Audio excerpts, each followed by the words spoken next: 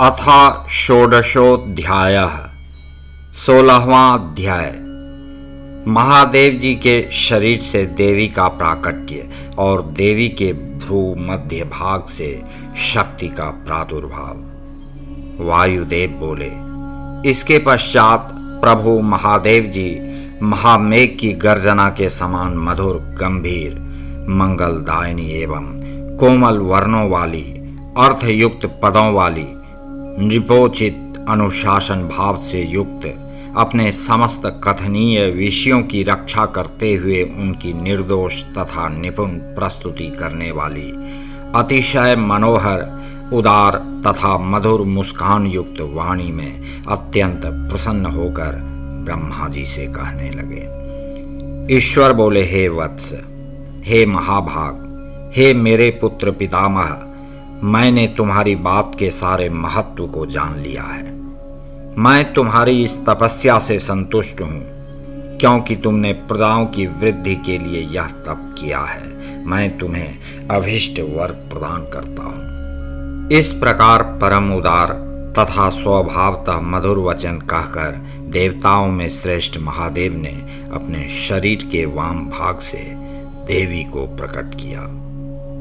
जिन दिव्य गुण संपन्न देवी को ब्रह्मवेत्ता लोक परात्पर परमात्मा शिव की पराशक्ति कहते हैं, जिनमें जन्म मृत्यु जरा आदि नहीं है, वे भवानी शिवजी के अंग से उत्पन्न हुई, जिन्हें न जानकर मन एवं इंद्रियों के साथ वाणी लौट आती है।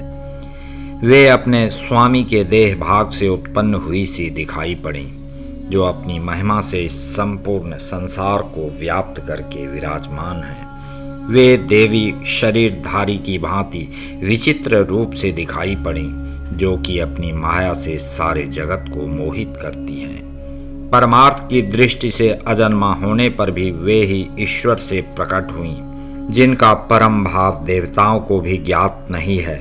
वे ही समस्त देवताओं की अधीश्वरी अपने पति के शरीर से प्रकट हुई। सर्वव्यापिनी, सूक्ष्मा, सत असत अभिव्यक्ति से रहित, परमा और अपनी प्रभा से संपूर्ण जगत को प्रकाशित करने वाली तथा सब कुछ जानने वाली सर्वलोक महेश्वरी परमेशानी महादेवी को देखकर प्रणाम करके विराट ब्रह्मा जी ने उनसे इस प्रकार प्रार्थना की। ब्रह्मा जी बोले, हे देवी, हे सर्व जगन्मयी, महादेव जी ने सबसे पहले मुझे उत्पन्न किया और प्रजा की सृष्टि के कार्य में लगाया। तभी से मैं समस्त जगत की सृष्टि कर रहा हूँ। हे देवी, मेरे द्वारा मानसिक संकल्प से रचे गए देवता आदि सभी लोग बारंबार सृष्टि करने पर भी बढ़ नहीं रहे हैं। अतः अब मैं मैथुनी सृष्टि करके ही अपनी सभी प्रजाओं की वृद्धि करना चाहता हूँ। हे देवी, आपसे पहले नारी कुल का प्रादुर्भाव नहीं हुआ है, इसलिए नारी कुल की सृष्टि करने के लिए मुझ में शक्ति नहीं है। संपूर्ण शक्तियों का प्राकट्य आपसे ही होता है, अतः सर्वत्र सबको सब प्रकार की शक्ति देने वाली तथा वर प्रदान करने वाली आप माया रूपिणी देवेश्वरी से प्रार्थना करता हूँ।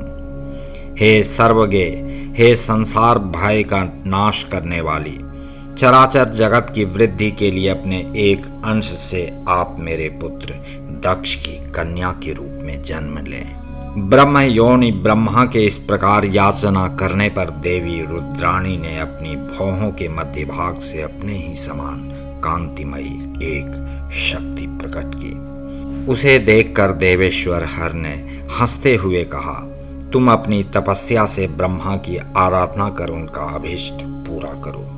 परमेश्वर की आज्ञा को शिरोधार्य करके वे देवी ब्रह्मा जी की प्रार्थना के अनुसार दक्ष की पुत्री हो गईं। इस प्रकार ब्रह्मा जी को ब्रह्म रूपिणी अनुपम शक्ति देकर वे महादेव जी के शरीर में प्रविष्ट हो गईं और तब महादेव जी भी अंतर्धान हो गए। तभी से इस जगत में स्त्री जाति में भोग प्रतिष्ठित हुआ और हे विप्रेंद्रो, मैथुन द्वारा प्रजा की सृष्टि होने लगी। हे मुनिवरों, इससे ब्रह्मा जी को भी आनंद और संतोष प्राप्त हुआ। प्राणियों के सृष्टि प्रसंग में मैंने देवी से शक्ति के प्रादुर्भाव का यह सारा आख्यान आप लोगों को सुनाया, जो कि पुण्य की वृद्धि करने वाला तथा सुनाने योग्य है। जो प्रतिदिन देवी से शक्ति के प्रादुर्भाव की इस कथा का कीर्तन करता है, उसे सब प्रकार का पुण्य प्राप्त होता है तथा शुभ लक्षण वाले पुत्रों की प्राप्ति होती है।